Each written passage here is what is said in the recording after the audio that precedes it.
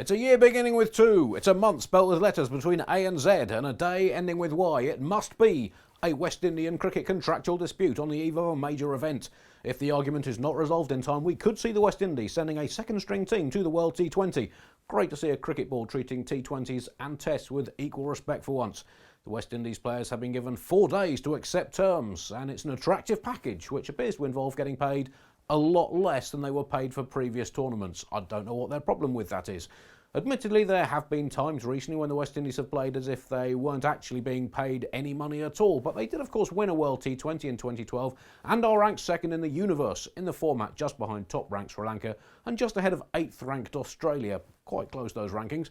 Also, there have been suggestions that Pakistan will not be given security clearance to go to India. On previous form, we now expect the ICC to respond to this crisis as follows. No Pakistan, no West Indies, 2 of our test nations basically not playing. We have to make this fair for world cricket, so we will throw out 2 of the associate nations as well. Exciting new proposals from the MCC, remember them, could see the introduction of red and yellow cards for naughty players. A batsman could also be dismissed from the field of play by the umpires if he commits the crime of preventing the ball hitting the stumps with his leg, deliberately or otherwise, provided that the impact was in line with the stumps and the ball didn't pitch outside leg stump or hit the bat first. Hang on, I'm just hearing that rule is in fact already in place. Players could also be punished with a 5-run penalty for offences such as time wasting. Given the example set by football, concerns have been raised that under the MCC scheme, if a batsman taps the pitch with his bat just once too often, delaying the bowler by between 1 and 2 seconds, it would prompt the entire fielding team to swarm around the umpires, waving an imaginary 5 runs in the air whilst the crowd screams 5, 5, 5, 5. This is an exciting new dawn for cricket. You cannot tell me you would not tune in for that. And the news from the IPL auction, organisers have denied claims that unsold players were taken from the auction to an abattoir and humanely culled. This allegation has turned out to have been just made up by me.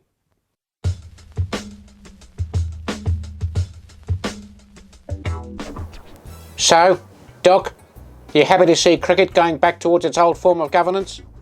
Not going far enough back for my liking, Frederick. I want to go back to when England was great, and everyone else was a parasitic peasant sucking on Queen Victoria's gloriously royal and miraculously perfect teat. No, we didn't, no. Well, not all of us want to go quite that far back, Doc. I was actually a bank manager when I wasn't busy humiliating England with the ball, of course. And if there's one thing the banking industry has learned from history, and it appears there is no thing the banking industry has learned from history, it is that you really should try to learn from history. Well, I pretty much was a bank. In fact, I was basically an entire banking industry. I just needed to waggle my beard in something's direction and money would basically sprout from it. Settle down, Srinivasan. The axis of admin is over. Can I get a hallelujah? Testify!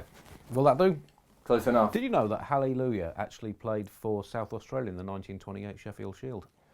Shashank Manohar has taken a nuclear-sized broom through the ICC and he's getting rid of everyone in his path. Srinivasan and now Giles Clarke looks like he's going to go. And we're going to finally get rid of the Big Three takeover as we remember it. What are your memories of the Big Three takeover? Well, I just thought it was great. Speaking as an Englishman, it seemed to have been designed to be bad for England, Australia and India, but even worse for everyone else, and therefore a relative victory for the Big Three. So, come on, England. It looks like at the moment what they're looking at doing is going back towards the old days of cricket, the way that cricket was run before the Big Three takeover, which was obviously unprofessional and completely dysfunctional. But it was how unprofessional and completely dysfunctional. And let me also say that it is better to be unprofessional and dysfunctional than professional and dysfunctional. I will take that any day of the decade.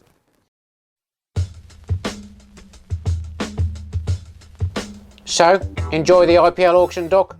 Sure did, Fred. A lot of very good cricketing livestock went unsold. I managed to pick up George Bailey on eBay this morning for only a craw.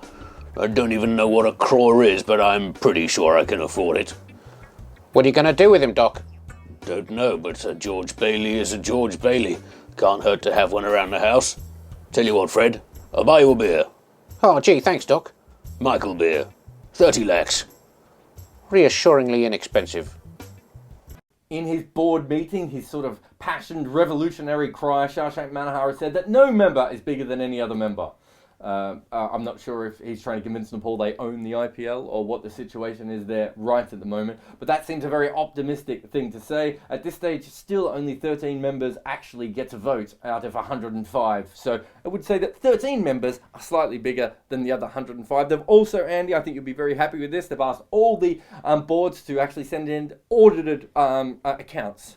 Get in! Now, you may know this already. I love audited accounts. Yeah, well, Zimbabwe's audited accounts, unfortunately, are actually in the back pocket of Mugabe's favourite pair of skinny jeans, and they went through the wash. So I'm not sure Zimbabwe are going to be able to get on board. But don't you think this is exactly what we need? We need to know where the money is, in some cases, not going. Yes. Oh, yeah, I think, although you might think, bearing in mind what has happened to cricket in recent years, it's best not to know anything. Just pretend it's all going to build a glorious cricket centre in the sky for future generations of airborne children.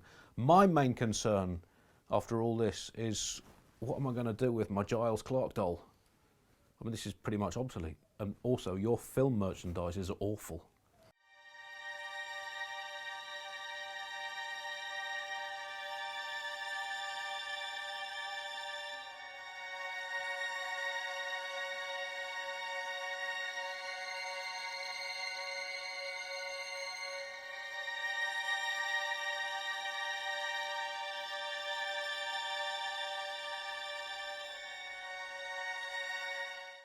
Well, Jared, exciting times for cricket administration. When isn't it, Andy? Well, no, there's no time that's not exciting. But particularly now, under Shashank Manohara, as Shashank continues his efforts to tunnel cricket's way to redemption through the prison walls and sewage pipes of self-interest. When he took over, he said that he thought the big three should not bully the rest of the ICC, which, you know, I have no disagreement with that, clearly. But the fact that he had to say it was kind of depressing, a bit like having to say to a politician, you should not steal kittens from children and eat them in front of their weeping faces. I mean, just the mere fact he had to say it is bad. Look, none of it is good. It is quite interesting that in now he's kind of bullying cricket in a better way. He's almost unbullying the bullying by rebullying. Right. In many ways. And it's very hard to see if he is the white light we want at the end of the tunnel, or if he's just, you know, a nasty man with a torch. Right. Well, I mean, it's looking quite promising that he's, you know, a nice man with a torch. At the very least. And, you know, what more can you ask for? Nothing. Literally I nothing. believe you did the Shawshank Redemption gag. Well, you know, it's been brewing for a while.